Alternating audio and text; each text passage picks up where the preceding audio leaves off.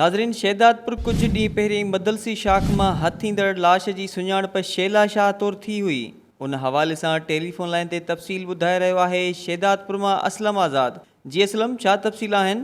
जी, शहदादपुर कुछ ॾींहं पहिरीं मदलसी शाख मां हथ ईंदड़ लाश जी सुञाणप शेला शाह जे तौरु थी हुई, जंहिं बैदि अॼु शहदादपुर थाणे ते संदसि भाउ ज़ाहिद हुसैन शाह वारसनि समेत थाणे ते पहुतो ऐं सहाफ़ियुनि खे ॿुधायो त मुंहिंजी भेण खे मुंहिंजे सालनि नियाज़ शाह, दीदार शाह, मोहम्मद अली शाह, फयाज़ शाह ऐं सोहरे क़त्ल कयो आहे।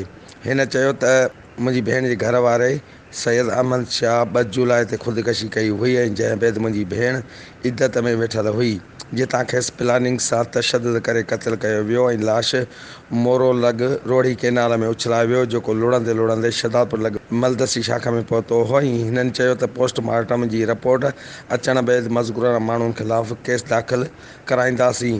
होॾां पुलिस थाणे जे इंचार्ज चयो त जांच जो दाइरो वसी कंदे मोबाइल डेटा ऐं CDR ऐं साण सां लाॻापियल माण्हुनि खां पुछा गुछा शुरू करे छॾी आहे ऐं वाज़िह रहे त कुझु ॾींहं अॻु शेला जो मदलसी शाख मां लाश हथ आयो हो, जंहिंखे सेम्स अस्पताल ऐं शहदादपुर आंदो वियो हो, जंहिं बैदि एधी अमलदारनि पारां लाश लावारस ॼाणे टंडो आदम शाख जे क़ब्रिस्तान में दफ़नायो वियो हो।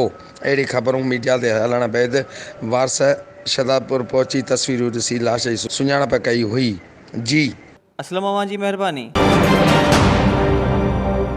MNN TV News।